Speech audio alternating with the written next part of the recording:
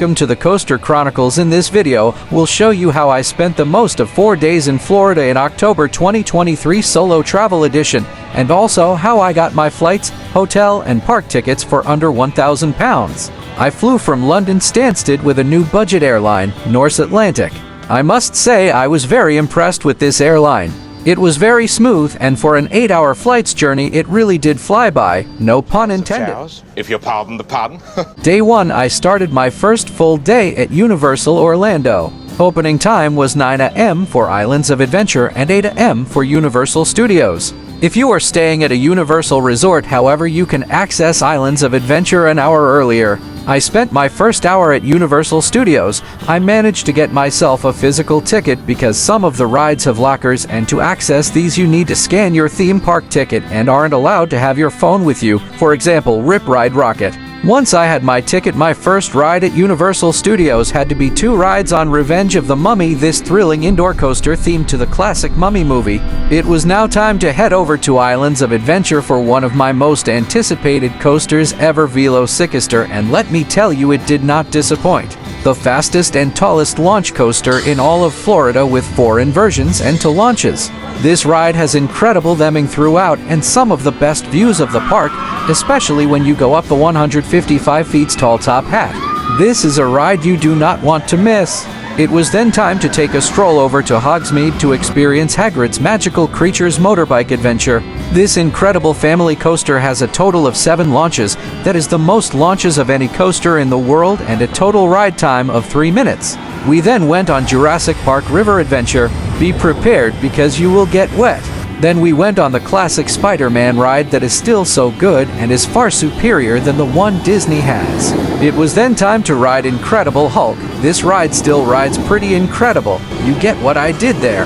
You first will be launched through a tunnel reaching 40 miles per hour within 2 seconds from taking off. Riders will experience a total of 7 inversions and will experience up to 67 miles per hour of speed. Then headed back into Universal Studios. There's 2 ways you can do this from Islands of Adventure. The first one being is hopping on the Hogwarts Express. Bear in mind this can get quite busy, and that's why, in my opinion, if you have already experienced Hogwarts Express, it is better to enter by the normal Universal Studios entrance. This way it will be much quicker and less busier to get into the park. Of course, it was October 2023 when I visited Universal Orlando and Halloween Horror Nights was upon us. This was my first time experiencing anything like this, and let me tell you, this had to be one of the best nights of my life. The atmosphere, the amount that Universal put into this event is just incredible. I of course had to experience some of the haunted houses. Now my initial plans were to do a few and then just enjoy the atmosphere. But once I experienced my first house, I was hooked. I went on as many as I could in the first of 2 nights of this event. This was one tiring day and isn't for the faint-hearted. I started my day at 6 a.m. in the morning with a Starbucks, then didn't get back to my hotel until about 2 a.m. the following day. This has to break a record for longest day at a theme park ever, and it wasn't about to get any shorter. Day 2 started off at Disney's Hollywood Studios. Now for my itinerary. I didn't plan on visiting any Disney theme park this trip.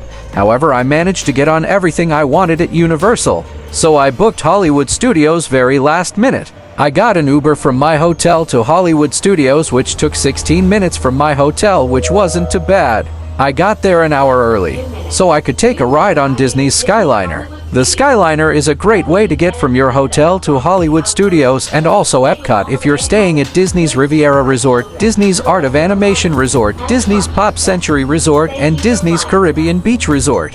Every Disney hotel will provide transportation with their bus service, but this way you have more than one choice of transportation if one gets too busy. Worth noting that if there are storms nearby, the Skyliner normally won't operate.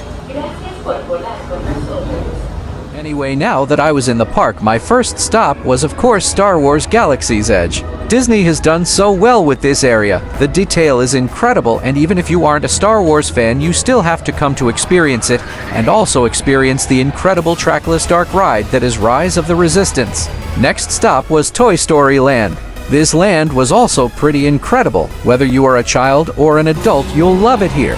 I didn't manage to experience Slinky Dog, as this was a wait time of 120 minutes. so I gave that a miss. This coaster did look like so much fun though. I then had a ride on Tower of Terror, Rockin' Roller Coaster, and Mickey and Minnie's Runaway Railway before heading back to Universal for another incredible night of horror nights. I ended up successfully doing every single house in the 2 nights and even raided a few of my favorites. Day 3, we traveled up to Busch Gardens in Tampa. If you have pre-booked tickets, you can go on their website and book free transport from any of these pickup places. I decided to go Icon Park for my pickup. The journey took an hour and a half and the bus had arrived just in time for opening. My first stop was Iron Gwazi, North America's tallest and world's fastest and steepest hybrid coaster. This ride will plunge riders from a 206-foot-tall peak into a 91-degree drop and reaching top speeds of 76 miles per hour and will experience a dozen airtime moments, including 3 inversions. This ride easily became my new #1 coaster, an amazing feature to the park. Next stop was Shirkra. This dive coaster will take you up to a max height of 200 feet before plunging you into a 90-degree drop. If you have ever experienced Oblivion at Alton Towers, that doesn't even compare to this amazing dive coaster. Now it was time for one of the icons of the park. Combo with an initial 135-foot drop, you will plunge into a diving loop, feel a full 3 seconds of weightlessness while spiraling 360 degrees. This ride is pretty intense, but a classic. I had such a good day at this park and managed to get on every coaster. The park was so empty. I came on a Thursday in October, so it wasn't peak time. I would definitely suggest coming off peak as you can get so much done and many rides of Iron Gwazi. If you're a thrill seeker, Busch Gardens Tampa Bay must make it on your itinerary. Day 4 now. Day 4. This was a sad day because it was checkout day, but luckily because my flight was at 9 p.m. I still had the full day to do whatever. In this case, I went back into Universal Orlando to ride my favorites and just take in the amazing atmosphere. Universal will always have a special place in my heart. This place just brings so much happiness, and no matter what is going on in the world, Universal just makes you forget for that moment. Now, I will tell you how I made my trip so cheap. Firstly, I didn't do this holiday as a package. I did everything separately. There is a risk with this, of course, but for the price this worked out, I was willing to take the risk. I stayed at the Rosen Inn Hotel, closest to Universal. This costed no more than £250 for 4 nights, which was pretty incredible. Again, if you can, I would always in any case suggest going away off peak times. My flights, I booked Skyscanner. This website is brilliant for helping you find the best deals, and in this case again, I was very fortunate because to fly with Norse Atlantic, the total price was £274 ret.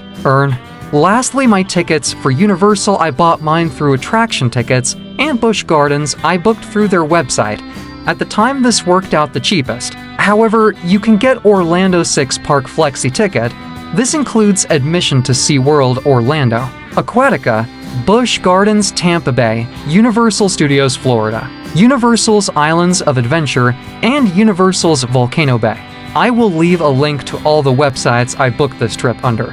Top tip, if you're to be absolute nutter like I was and do a 18-hour day at Universal, I would definitely suggest staying on site at one of Universal's budget hotels. The convince of being picked up from the parks and not have to worry about walking back when your legs and feet are in absolute bits or fork out for an Uber, which because it was peak time for Uber, they charged twice the price they normally would.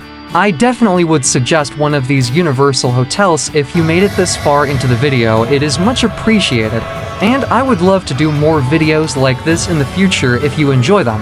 If you haven't already, like and subscribe. Final note, I did this completely on my own.